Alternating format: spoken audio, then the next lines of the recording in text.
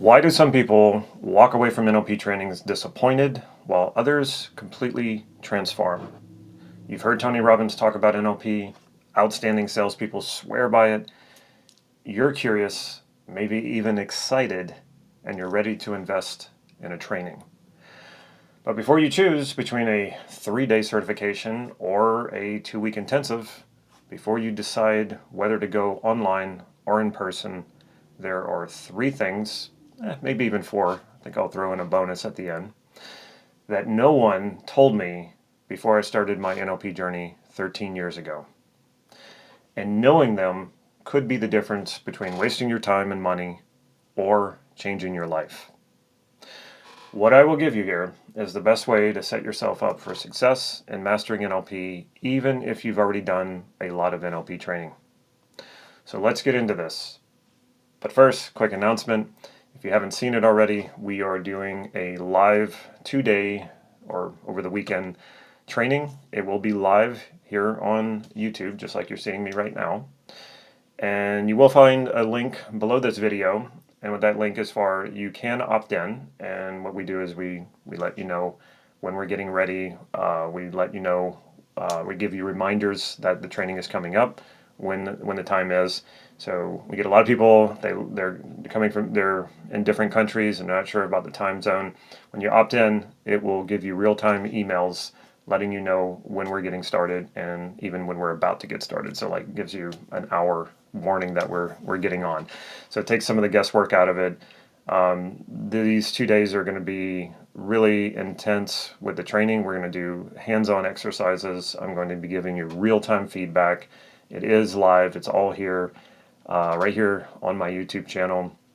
And you're going to walk away with a plan, a lot more clarity.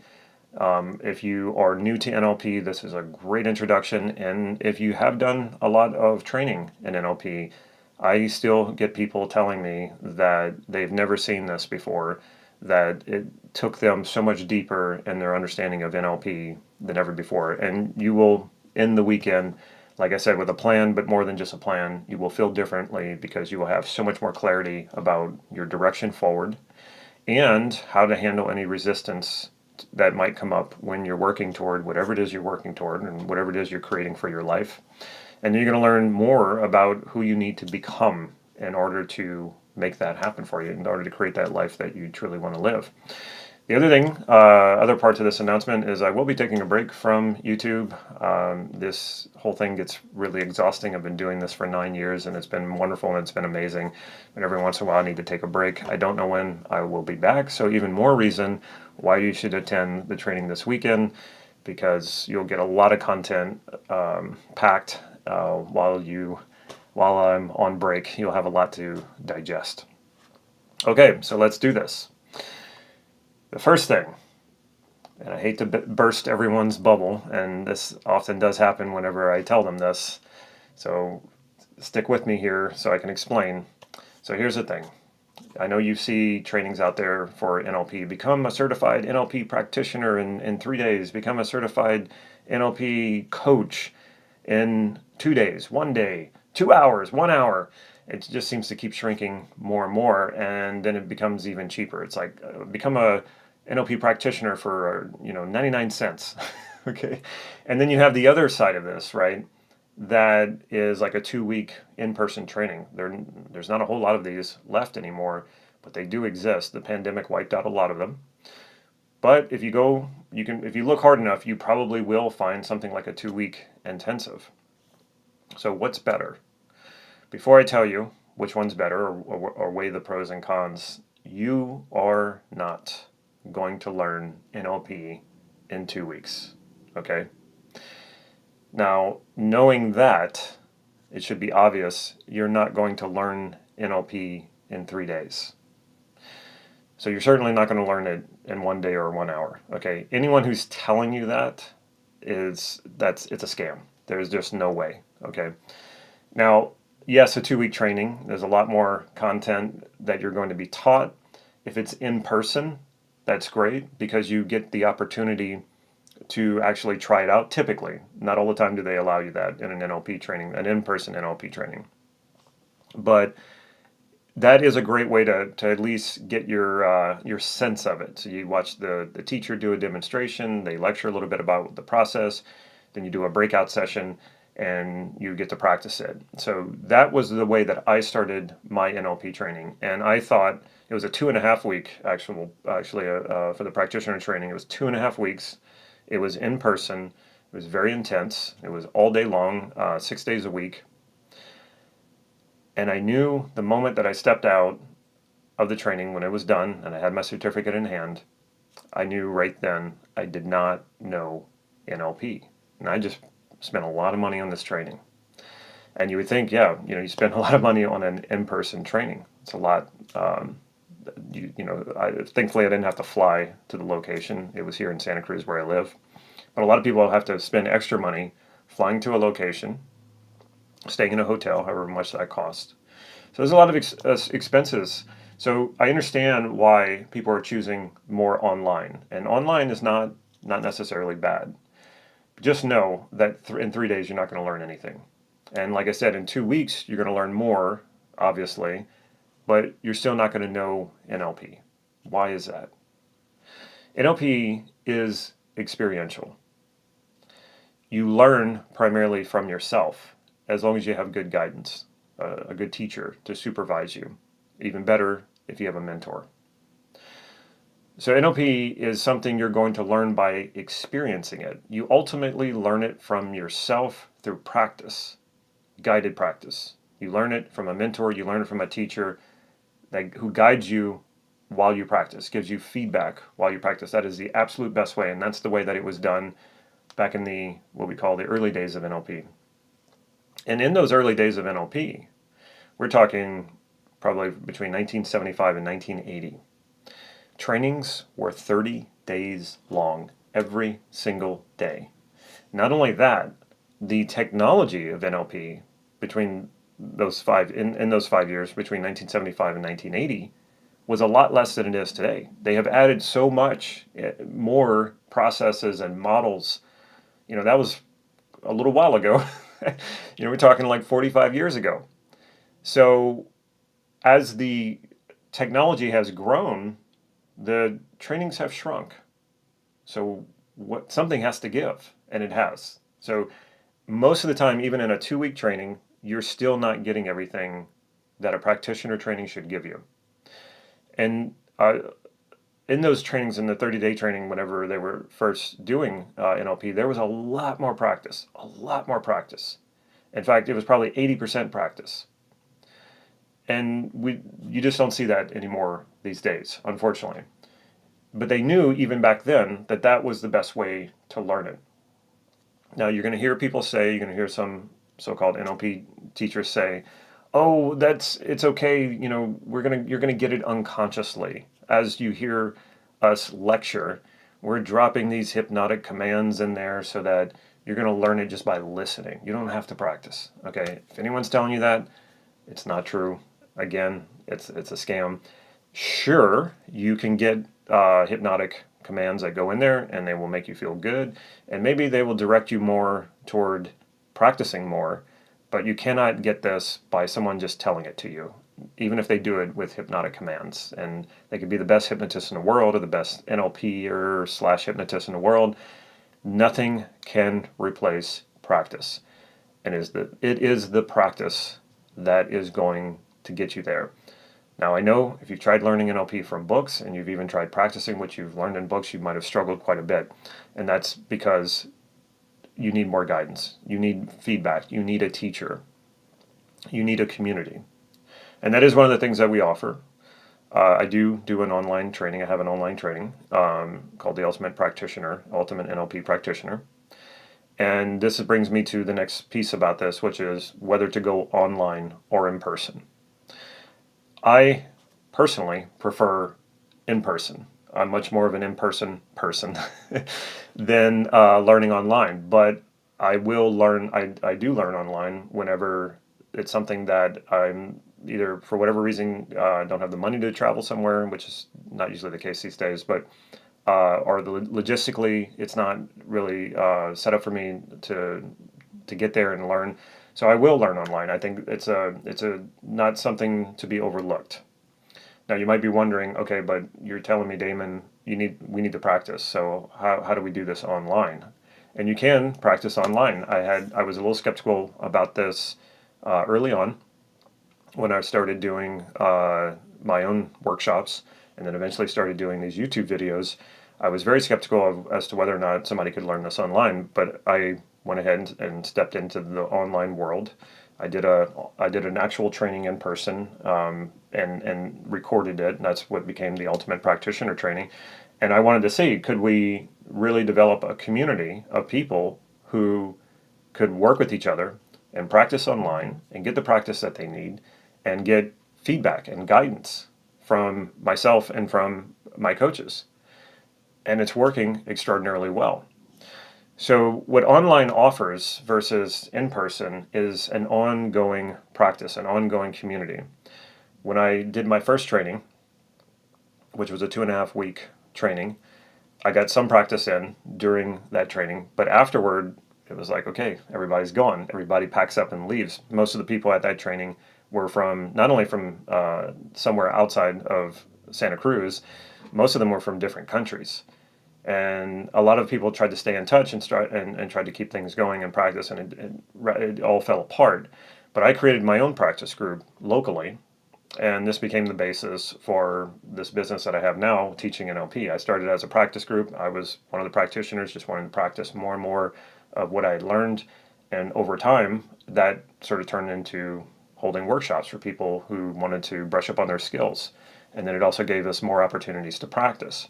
And basically, what I created around myself was how I mastered NLP, which was to go to trainings, have a practice group, and have a practice partner. And then as more and more as my business partner and I were creating this as a business, we wanted to see if we could replicate that online. And so far, the results have been really amazing. They have really surprised me. I'm a believer now. So if you're going to do something online, if you're going to do an online training, make sure that there's a community attached to the training where you can interact with real people. You can interact with coaches, people who have done the training, who have mastered it, people who will answer your questions when you put them in whatever the community setup is, and ways to reach out and find a practice partner for yourself. And you can do calls on Zoom. And also, there are practice groups within our community. People are holding practice groups. And sometimes, they run a little practice group and something happens that they didn't expect, and then they bring that question to the community and ask, and I'm there to answer, or some of the coaches jump in and answer. So I would say put online training, online NLP training on your list.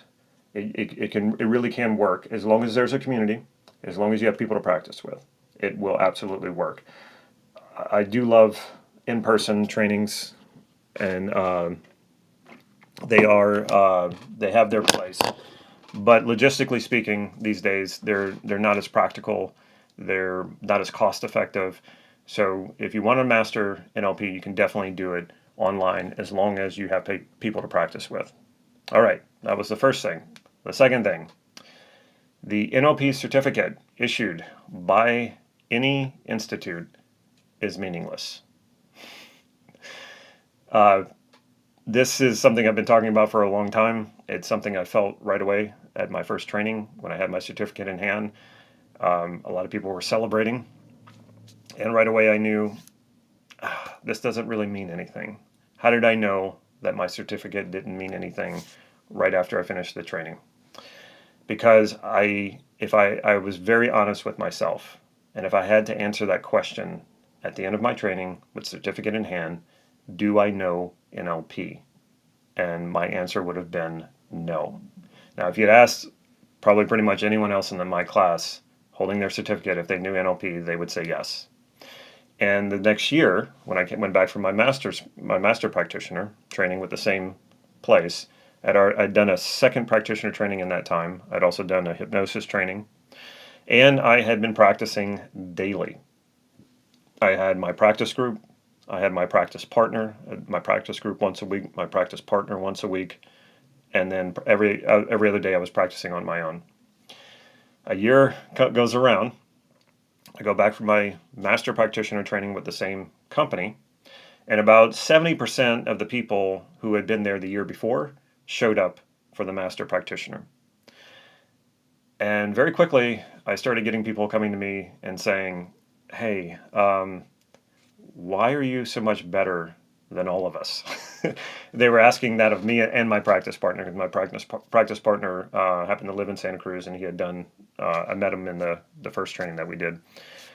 And at first I didn't really know. I was like, okay, well, let me ask you a few questions. So I started asking a few questions. And then I finally got to the question, hey, have you practiced at all since the last training? And they were like, well, no. And I said, well, okay, it's not magic. That's why you're not that good at this. I've been practicing every single day. I've been practicing with other people. I went through my manual, my first practitioner manual, 3 times, did every process and every technique on myself and with other people. So if practice, this is the thing that I don't get with some people. It's like, you can drop this into anything: Brazilian Jiu-Jitsu, yoga, writing, painting, anything. The person who's practicing more is probably going to be better, and they should be, right? So when you put a certificate in someone's hand and you say, you completed this course, it means nothing. Now, NLP certificates used to mean something. Like I said, the trainings were 30 days.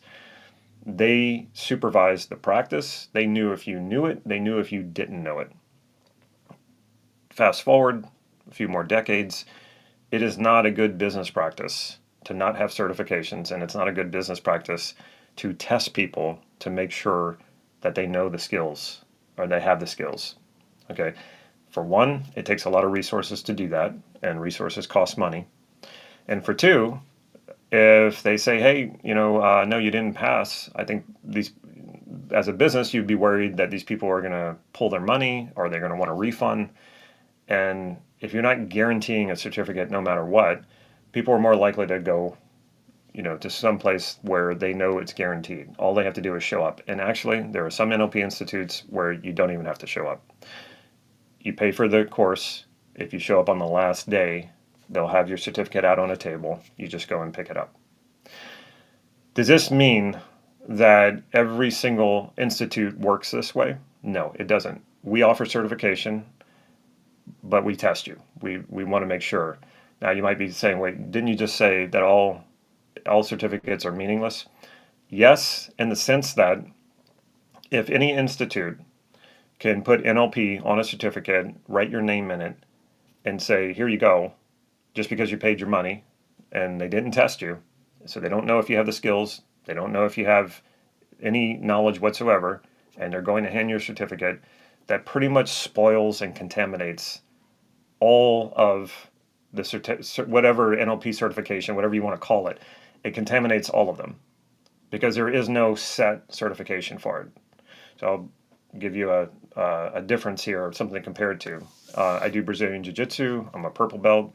In Brazilian Jiu-Jitsu, there are set standards across the board. Doesn't matter where your Brazilian Jiu-Jitsu dojo is, you have to adhere to these standards, and this is the way that they promote you from belt to belt. And this is why probably, if you compare it to other martial arts, it's probably the one that takes the longest to get to black belt, because they have very strict standards for how people get promoted from belt to belt, and that must be adhered to across the world.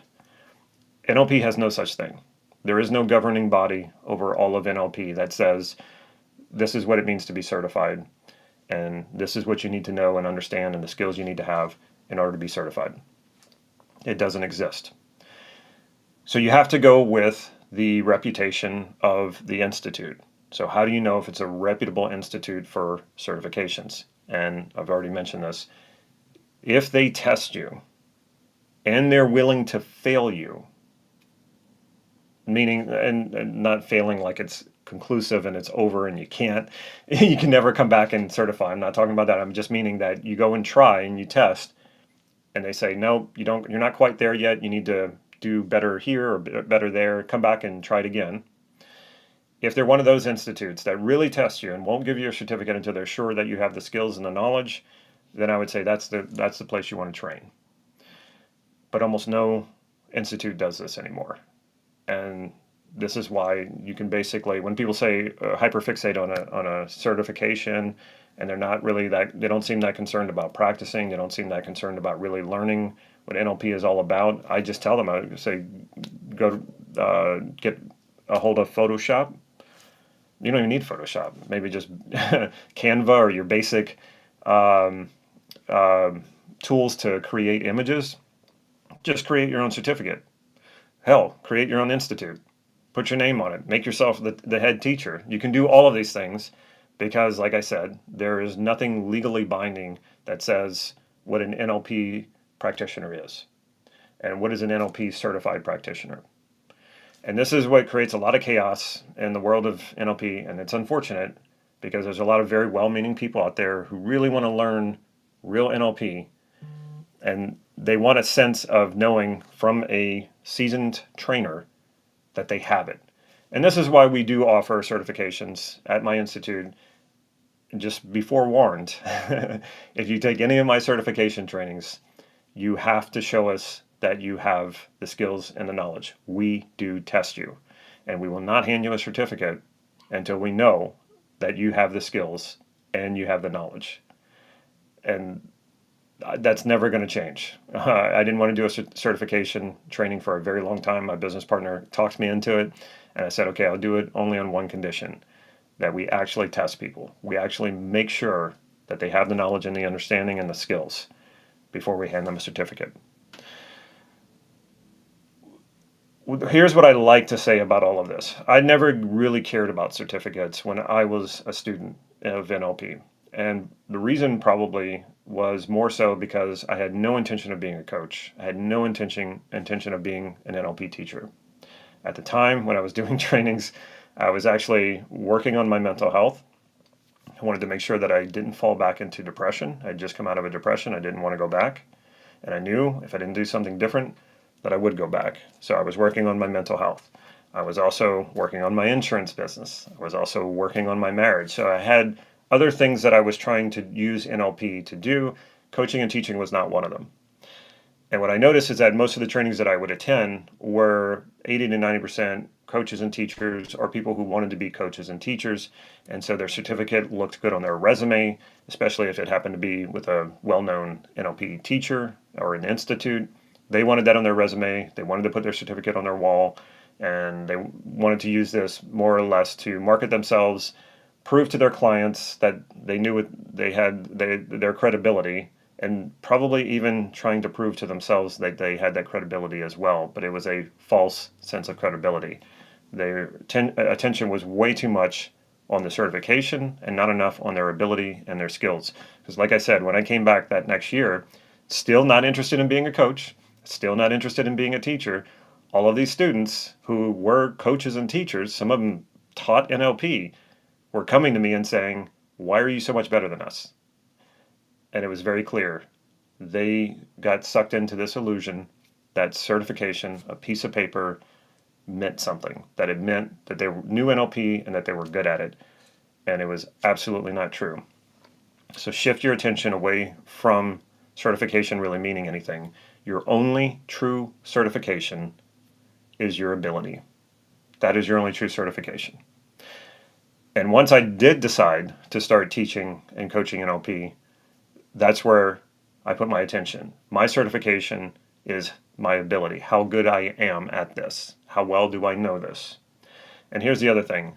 No one ever asked me for a single certification. No one ever asked me to show them my certifications or to prove to them that I was certified. So when people fixate on that as if like, oh, well, I need that in order to be a coach or a teacher. No, you don't. No, you don't. All you need to be a teacher and a coach is to be good at what you're doing. If you're using NLP as your main modality, be great at NLP.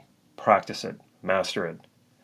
A piece of paper does not give you that. A piece of paper does not tell you that. And if you ever wanted to work with an NLP coach and they're trying to prove to you how good they are by their certificates, don't even pay attention to that. I get people write me emails or comments on my videos, and they first start off by telling me that they're a certified master practitioner or even a certified NLP trainer, it means absolutely nothing to me. I don't even, that tells me nothing about the person. It tells me nothing about their ability. I need to actually talk to them to understand what they know. But a piece of paper, it doesn't matter from what institute, says absolutely nothing. It doesn't even catch my attention. All right, number 3. Most trainings out there don't teach real NLP. Now, I know I'm probably going to get some kickback from that because people are going to be like, oh, so you think you're the only one who teaches real NLP? No, I'm definitely not the only one. But I can say after taking many trainings, I can also say after watching NLP people on YouTube or other videos that they've done, and TikTok is the worst, a lot of what is being taught out there is not real NLP. And it wasn't until I met my mentor, Steve Andreas. Actually, no, go back a little further than that. I had an unfortunate email exchange with one of the founders of NLP, John Grinder. And the first thing he wanted to know was who were my teachers up to that point. So I told him, and he basically went ahead and told me that none of them were teaching real NLP. Now, of course, I was really offended by this because not only did I pay a lot of money to learn from these people, I liked these people. I liked these teachers. I thought that they knew what they were doing, and some of them were actually there at the very beginning of NLP when it was being developed. So I kind of pushed back on John Grinder, and I was like, okay, well, you were their teacher, so what did you teach them? And he came back and said, well, I taught them correctly, and I taught them that you don't impose content on these situations or these models, and that NLP is purely, strictly structure and process. And then he went on to tell me, giving examples of some of the models that my teachers had created, how and why they weren't real NLP. About a year later, I meet Steve Andreas, and I shared my exchange with him that I had with John Grinder, and I said, what is he talking about? What does he mean that none of my teachers know real NLP? What is this whole content versus structure thing that he's talking about? And this should have been, now looking back on it, it's pretty obvious to me. If you don't understand this structure versus content concept and you've been through NLP trainings, something's wrong. This is one of the things that we teach in NLP, and that it's one of the tenets of NLP to set aside content for the sake of structure. Now, I'm not going to get into all of that. That's where my NLP training is for. But Steve, in a much nicer way than John Grinder, explained to me where a lot of these teachers were going wrong. And so what you see a lot of people, they may take an NLP course, and then they also go take a course of something else. Maybe it's like law of attraction, and then they pull law of attraction into NLP. Now, if you ask me, law of attraction and NLP are complete opposites. They couldn't be more different. And in fact, sometimes I hear people tell me, based on what I teach, especially what I'm going to be teaching this weekend, people will tell me, wow, this is how the law of attraction actually works. And I'll say, no, not exactly. The outcome of what people are looking for with law of attraction or law of assumption, we can throw that in. Actually, we can just throw in any vibrational manifestation teachings out there. What they're teaching is this idea that you can vibrate on a certain frequency and then everything comes to you. Okay, there's nothing in NLP that supports that. Nothing whatsoever. Okay, what we use is feedback, and we go in and understand the structure of how we're structuring our thoughts, our ideas, our beliefs, and we know that if things are structured a certain way and they're not giving us what we want, we're not getting the feedback we want, which could be success or it could be failure, then we make changes to the structure, and we keep making these changes until we get what we want. Now, to other people, that might look like law of attraction, because things start showing up in your life that you wanted. But this is not anything like law of attraction, because we are very methodical. We use structure. We observe feedback. And we do this until we finally get it right. And we finally start getting what we want. And yes, like I said, it sometimes looks like we're just attracting it, but that's not what's happening. Okay? We do not leave these things up to chance. And this is one of the things I love about NLP. We don't leave things up to chance. We use structure, we use processes, we use step by step, and we use feedback. And you keep cycling through this until you get what you want.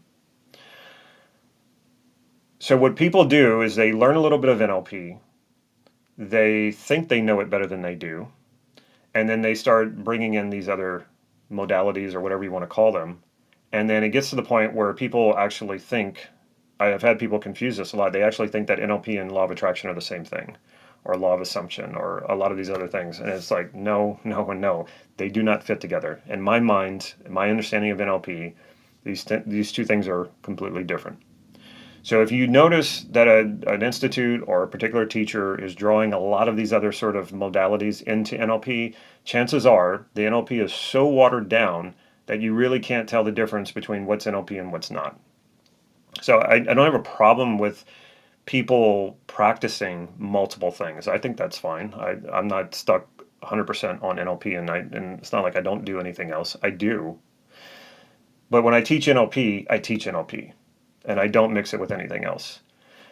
And if I were to mix it with anything else, I would be very clear about that. I would be very clear about differentiating between what's NLP and what's not NLP, or what's NLP and what's this other thing that I'm using.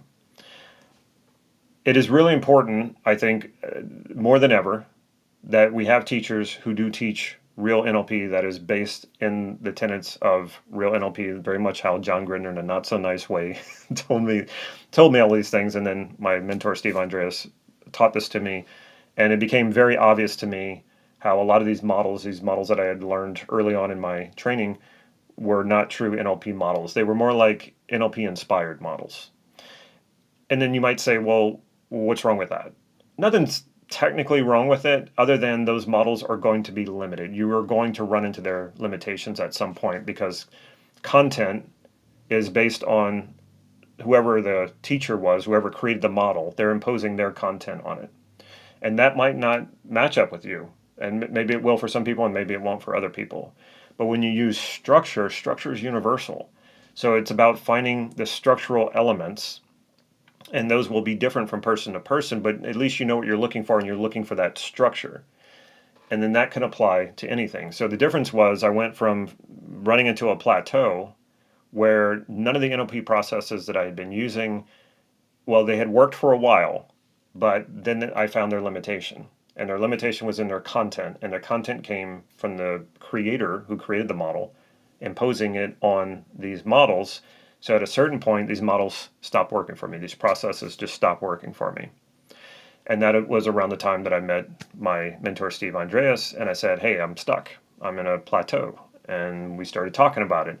And he started asking me questions, and the swish pattern came up. And this is why I've done a few videos on the swish pattern, because the way that I was taught the swish pattern was the teacher imposed content on it, and even taught the process taught you to impose content on it. And then when my mentor, Steve Andreas, when I told him that, he didn't believe me.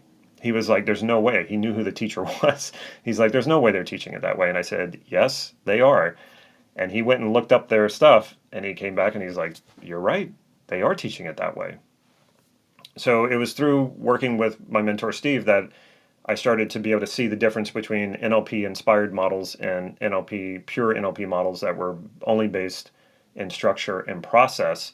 And I got to experience the difference and the power of a true NLP model that is purely structure and process versus maybe an NLP inspired model that had a lot of content on it. They're night and day. So it's very important that if you're going to learn NLP, that you learn what true NLP is. And then if you want to take that somewhere else, if you want to add other stuff into it, or you want to mix and match, go ahead. But get a strong sense of what real NLP is. Unfortunately, it's not the easiest thing these days, because the line between real NLP and an NLP teacher creating their own kind of version of NLP is blurry. And here's the thing, everybody has their own style of doing NLP, but not everybody has their own NLP. Structure is structure, process is process. Okay. So I'm not creating my own NLP. People ask me all the time, well, Damon, why don't you create models? Why don't you do modeling? I'm not that interested in that because there are so many outstanding NLP models that already exist that are true NLP models. The self-concept model is the one that I teach because it's the most powerful model I've come across that was created by my mentor, Steve Andreas. And I've been doing that model for over 10 years, and I still go deeper and deeper with that model. And that is what is so amazing about a true NLP model. It's infinite. Like you can just go deeper and deeper because if it's a unit, if these structures are universal, then it's as deep, it will go as deep with you as you are deep. And we are infinitely deep. So if you have a true and pure NLP model, there's really no limits to it. And so this is the amazing thing. And unfortunately, not a lot of people are learning this anymore. They're learning a lot of NLP mixtures of NLP with a bunch of other stuff, and they never really get to experience that sort of pure NLP model. And people don't spend enough time on these models and go deep enough with them. And I feel like I could go the rest of my life with the NLP models that already exist and just going deeper and deeper with them. If I ever saw a need to create a model that doesn't exist, maybe then I would do that. But I am far more interested, at least right now, in exploring the depths of these NLP models and teaching them. So when in my practitioner training is based off of Steve and Connie Ray Andreas's practitioner training, and they wrote some of the best books of NLP ever, and they were very strict about teaching pure NLP. So again, I'm not saying I'm the only person teaching true NLP. Of course, you have the founders, Richard Bandler and John Grinder. They actually are still teaching. They're pretty up in age, but they're still doing it. And so what they're teaching is pure NLP. They're the ones who created it. Mark and Connie Ray Andreas. Mark Andreas is Steve Andreas' son. Unfortunately, Steve Andreas has passed away. Mark teaches NLP. Connie Ray Andreas, Steve Andreas' wife, still teaches NLP. So these are great sources for learning NLP. So the founders, Mark and Connie Ray Andreas, and myself. Outside of that, I'm not saying that no one else is teaching it. I just don't know for sure because I haven't taken their trainings. All right, you want a bonus here? The bonus is, listen up. This is very important. NLP will not solve your problems.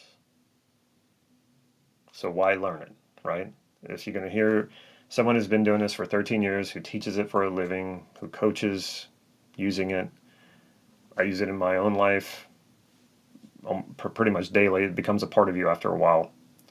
So if NLP won't solve your problems, why learn it? It's really important that you take on the right mindsets for learning NLP, that early on that you adopt the foundation of understanding what NLP is and what it's not. So knowing what you're looking for. And that's going to speed up your learning so fast. So here's the thing. NLP is a way of understanding how you create your problems and your solutions so you can change them. So yes, whatever problems you're working through right now, you created them. That's not about blame and shame. It's just taking responsibility for any problems that you're experiencing only comes from the fact that you exist. Your problems and your limitations are created by you, so you hold the key to resolving them. What does NLP do? NLP uncovers how you're creating your problems so that you stop creating them. Sometimes all NLP really does is bring into consciousness these unconscious structures like beliefs or fixations on certain thoughts. NLP shows you how to bring that into consciousness and take a look at it. And then sometimes it's just so obvious just from doing that what the problem is.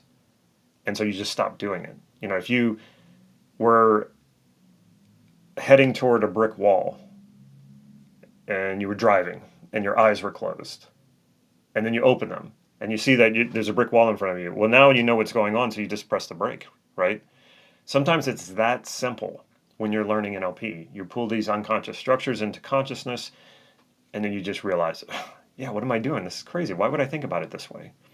Or maybe there's a voice that's bothering you, a critical voice, and then you pull that voice into consciousness and you see, who is telling me this? And you realize you've been carrying your first grade teacher around with you your whole life. This actually happened to me. And this critical voice, and when I pulled it around and saw who it actually was, yeah, it was like my first grade teacher. And I'm like, this this person doesn't have any influence over me whatsoever. But if it was hanging out there in my unconscious and I'm not consciously aware of it, there's nothing I can do about it, and it is affecting me. Bring it into consciousness, and then just the reality of what I was looking at, it was just like it went up in smoke. No big deal. Now, not everything's that easy, right? But what NLP does is it gives you the tools to uncover these unconscious structures that are causing you problems, and then gives you the tools to know how to change them. How you change them is going to be dependent on you. How do you want this to be different? So this is why I say that you are the one that solves your problems, not NLP. NLP just gives you the tools to uncover the problems. NLP gives you the tools to change what you want to change. But ultimately, it's you who decides what change do you want. How do you want this to be? If you're not happy with your life as it is, how do you want your life to be? NLP can't tell you that. What NLP can do is bring it to your awareness and then show you how to change. And so how you change is going to depend on what you value and the life that you want to live and the vision you create for your life. So as you learn NLP, keep that perspective in mind. And it might seem like something simple, it might seem like semantics, but I guarantee you, if you approach NLP with that understanding, you're going to learn it a lot faster. You're going to master it a lot faster, and you're going to get what you want out of it a lot faster. Okay, do we have any questions? We do not. All right. I hope to see you this weekend. It's going to be a lot of fun. You're going to learn a lot of cool NLP that you can take with you.